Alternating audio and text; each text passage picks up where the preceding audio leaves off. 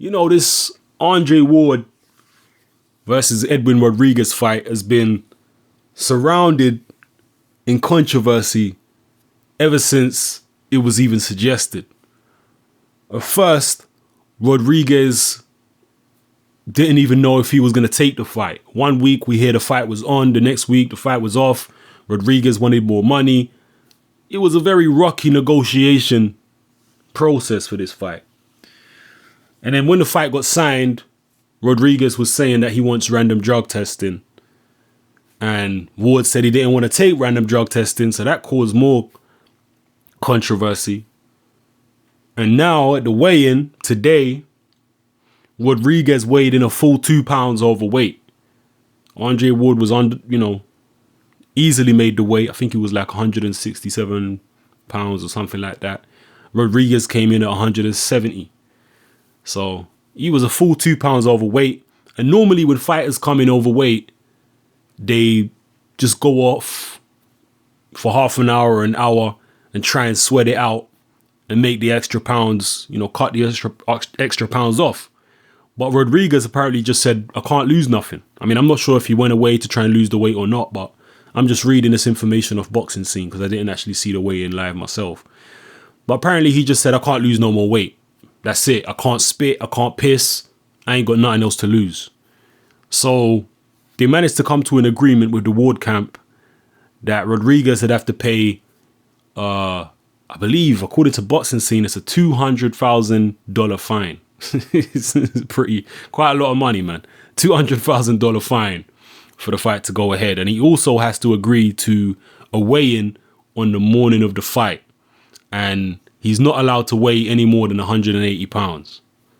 Yeah, so it's a pretty strict situation that Andre Ward is putting him through. And hey, you can't really blame Andre Ward for wanting all these stipulations at this stage, because at the end of the day, coming in 2 pounds overweight, that's so unprofessional, man. That's so unprofessional. And Andre Ward said in the build up to this fight at one of the press conferences that he's been keeping an eye on Edwin Rodriguez for a long time, and that he knows Edwin Rodriguez is not always in shape. He knows that he's not a disciplined guy. He knows that he don't live the life. And, maybe this is evidence of that. It's certainly evidence that he's not the most professional guy. Or then again, maybe it's evidence that he's looking for some type of advantage over Andre Ward.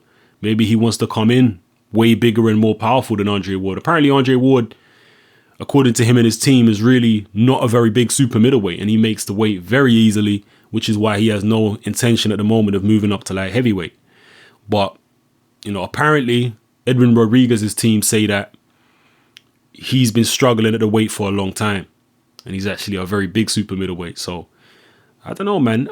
In terms of the way this fight is going to go, I think it's, on paper, it's potentially a very dangerous fight for Andre Ward, because Ward is coming off an extremely long layoff and he's been injured. I mean, I don't care who you are. Most fighters cannot come back after that long of a layoff and be 100% at their best. Yeah, the only guy I've seen able to do that in recent years anyway is Floyd Mayweather. Yeah, he's able to come back off long layoffs and still be at his best. But that's because Floyd is a gym rat, and Floyd ain't necessarily coming off injuries. One of the reasons that Floyd takes, he doesn't take that much time off these days, to be fair. He tends to fight twice a year.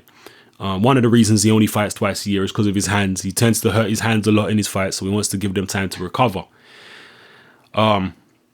But, he does take fairly long breaks in between fights, and when he comes back, he's still sharp. But Floyd is a gym rat. He stays in the gym. He stays in shape. And he don't necessarily have muscle injuries or anything like that that would preclude him from sparring or anything like that, So with Andre Ward, he's coming off, shoulder problems and what have you. He had to pull out of the was it him that had to pull out of the Kelly Pavlik fight? I can't even remember. But Andre Ward has been suffering with a whole heap of injuries anyway, and he's coming off surgery and all that kind of stuff and a long layoff. I don't know. It's a potential banana skin, I think, for Andre Ward. Rodriguez, I've been watching him for a while. Rodriguez is slick. Yeah, he is a slick fighter, and he's got those long arms. That's one thing about Andre Ward. I think him and Rodriguez are around the same height, but Andre Ward is one of those guys. He's a decent height for a super middleweight. He's, maybe slightly above average or around average. But Ward has got them short arms. He's not one of those guys with big, long, lanky arms like a Carl Froch, for example, or even an Edwin Rodriguez or a Chad Dawson. If you look at Andre Ward, he's got them short, compact arms. So in there with a slick guy with long arms like Rodriguez, it's a potential obstacle there. I know he easily negated the reaches of people like Carl Froch and Chad Dawson. Both of those guys had, longer arms than him. And having them compact arms that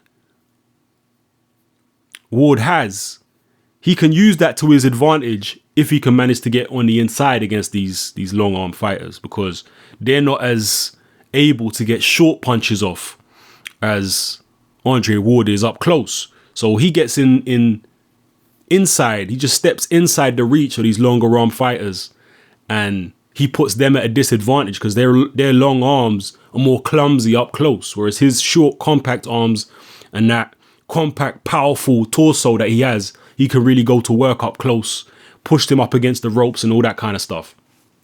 And against Chad Dawson, Dawson's got them go gadget arms, man. He's got some seriously long arms, and I was impressed with the way that Ward was able to get inside his reach and do his work. He stayed on the outside. Then when he saw his opportunity, he used his very good footwork and foot speed and excellent balance and timing to move inside just at the right time, get inside Dawson's reach and land his shots, and then get back out again. I was very impressed with the way Ward was able to do that. But that was at a time when Ward was coming off a long period of, heavy activity. He was fighting all the time. So now he's coming off a long period of inactivity. He's going in there with a slick fighter who can actually punch.